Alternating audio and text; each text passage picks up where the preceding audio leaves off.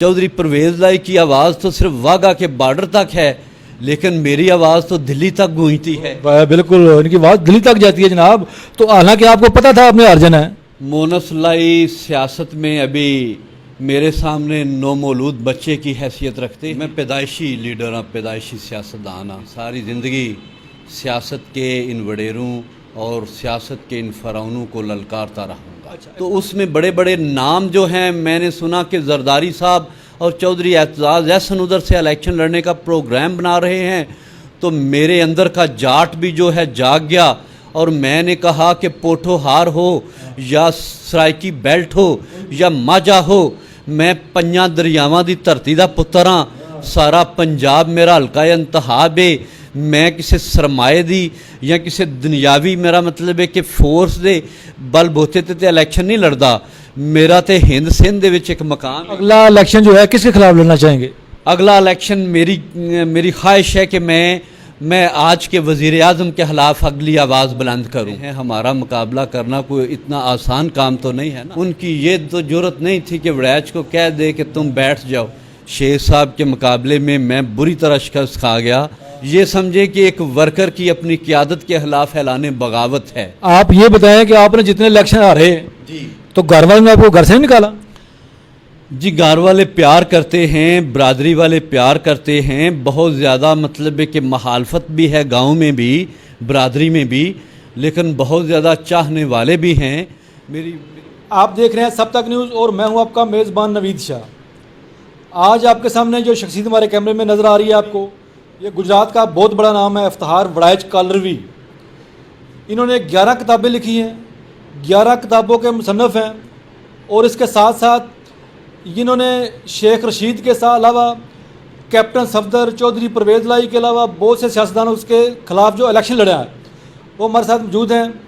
उनसे गुफ्तगू करेंगे, उनसे जानेंगे कि वो किस तरह सियासत में आए और अब इनकी सियासत कैसी जा रही है। अस्सलाम वालेकुम चौधरी साहब। जी, वालेकुम सलाम मुर्शिद। आप ये बताएं कि आप सियासत में क्यों आए? मैं पैदाइशी लीडर हाँ, पैदाइशी सियासतदान हाँ। मैं मतलब है कि इस धरती का पुत्र हाँ। इस धरती का फर्जंद होने के नाते मेरा ये फ़र्ज़ बनता है कि मैं हर बड़ी से बड़ी ताकत के ख़िलाफ़ टकरा जाऊँ। तो ये तो मेरा भी आगाज़ है, मेरा आगाज़ सफ़र है।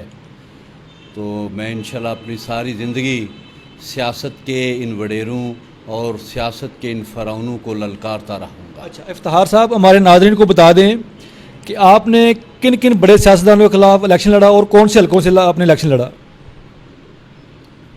उन 2008 में मैंने रावलपिंडी के हलका N52 से चौधरी निसार अहमद की छोड़ी हुई नशिस्त पर मियां मोहम्मद नवाज़ शरीफ के ख़िलाफ़ कागज़ात नामज़दगी जमा करवाए, लेकिन मियां साहब बाज़ वजूहात की बिना पर ख़ुद तो इलेक्शन ना लड़ सके। वो कहीं आपसे तो नहीं डर गए थे? बस मुर्शिद की दुआ से, हम तो मौला अली के मानने वाले हैं, हमारा मुकाबला करना कोई इतना आसान काम तो नहीं है ना। तो जो भी वजह बनी वो ख़ुद तो इलेक्शन से दस्तबरदार हो गए, लेकिन उनके जो दामाद हैं कैप्टन मोहम्मद सफदर साहब और जो पाकिस्तान मुस्लिम लीग काफ के उम्मीदवार थे राजा मोहम्मद नासर, उनके मुकाबले में मैं उस खित्ता पोठोहार में जाकर इलेक्शन लड़ा अपने दोस्तों, अजीज़ों और अपने चाहने वालों की ख्वाहिश। आपने उस इलाके में कितने वोट लिए? मैंने तीसरी पोजीशन हासिल की थी। मैंने हज़ारों वोट हासिल किए और वो मेरी फ़र्स्ट एंट्री थी कौमी सियासत में। तो अल्हम्दुलिल्लाह मैं तीसरे नंबर पे आया। आप हमारे नाज़रीन को बता दें कि कितने वोट लिए थे शेख साहब के मुकाबले में? शेख साहब के मुकाबले में मैं कोई ख़ास वोट तो हासिल ना कर सका, लेकिन शेख साहब भी मेरे ख़ानदानी पिछोकड़ से वाकिफ़ थे।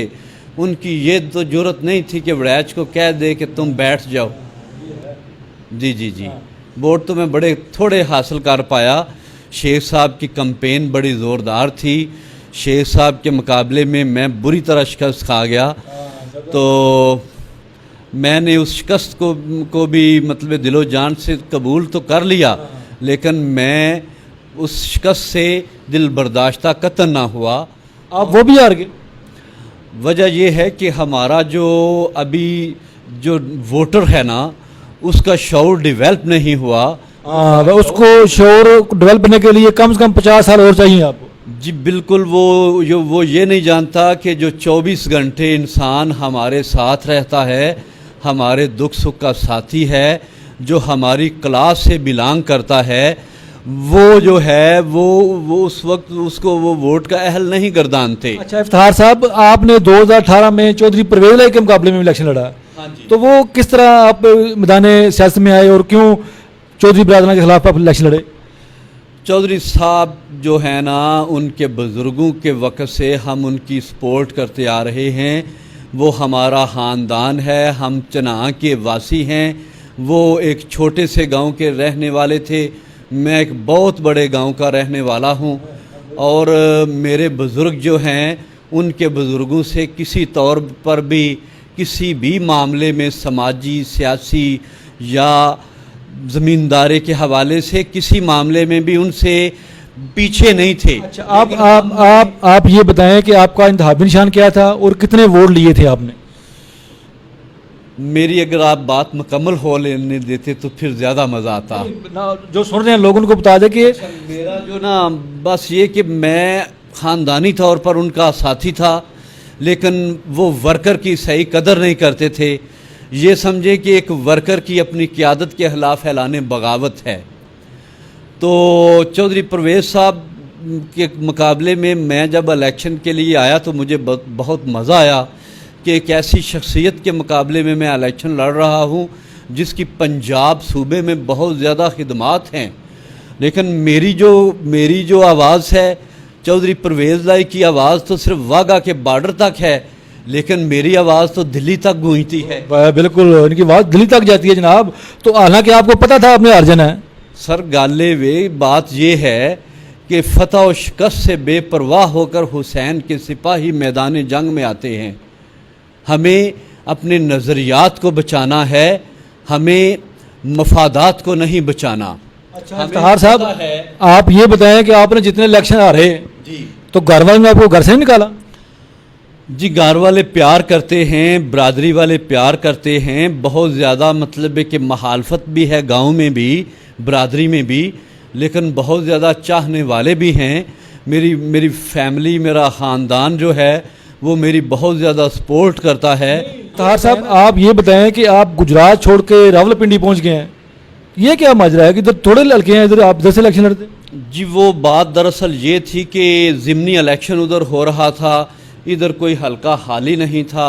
इससे कबल मैं चौधरी शुजात की कैंपेन की थी। मैंने जनाब के आर पार दोनों हलकों में चौधरी शुजात साहब की कैंपेन की, लेकिन शुजात साहब बुरी तरह हार गए, क्योंकि जब खुशामदी और ये जो मतलब है कि नंबर टांगने वाले या पॉइंट स्कोरिंग करने वाले लोग इनके करीब बैठ जाते हैं और उनको ये ज़्यादा अहमियत दे देते हैं, और हमारे जैसे लोगों की जब वक़्त नहीं रहती तो फिर ये बुरी शिकस्त से दो चार होते हैं।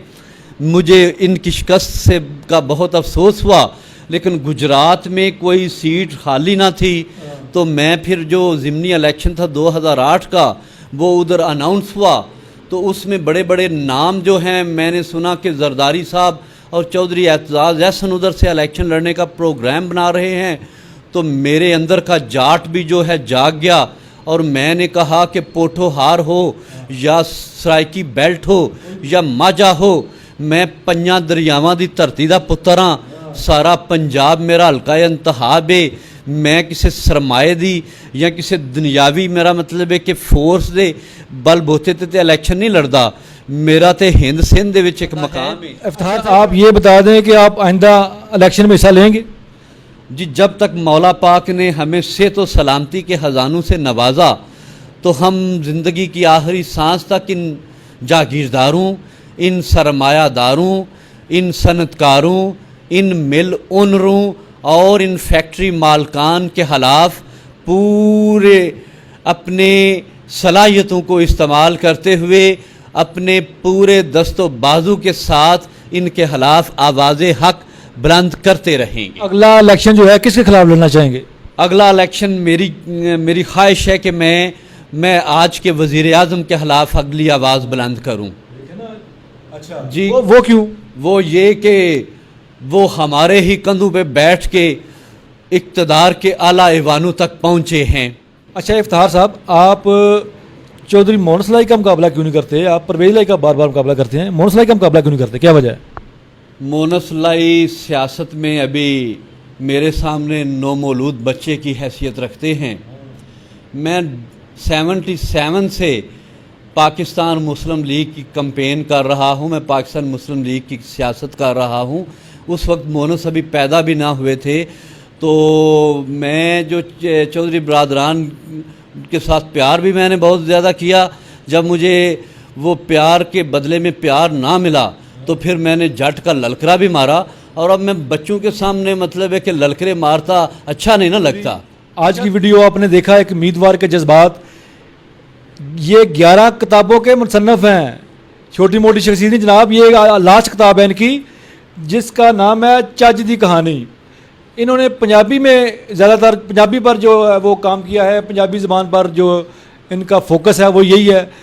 ہماری ویڈیو بنانے کا مقصد کہ ایک امیدوار پاکستان کے بڑے بڑے سرمایہ داروں سے ٹکراتا ہے، وہ ہار جاتا ہے لیکن پھر بھی میدان میں آتا ہے، اور پھر انہوں نے اب جو جذبات کا اظہار کیا ہے کہ اگلے الیکشن وہ وزیر اعظم عمران خان کے خلاف لڑیں گے، تو یہ چھوٹی موٹی بات نہیں۔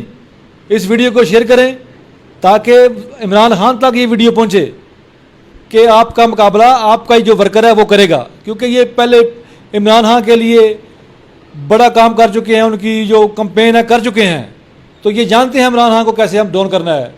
تو ویڈیو کو زیادہ شیئر کریں، اگر آپ کو پسند آئے، افتخار وڑائچ کالروی کا انٹرویو پسند آئے تو اس کو زیادہ شیئر کریں، اور رائے میں اپنے کمنٹس بھی دیں۔ شکریہ۔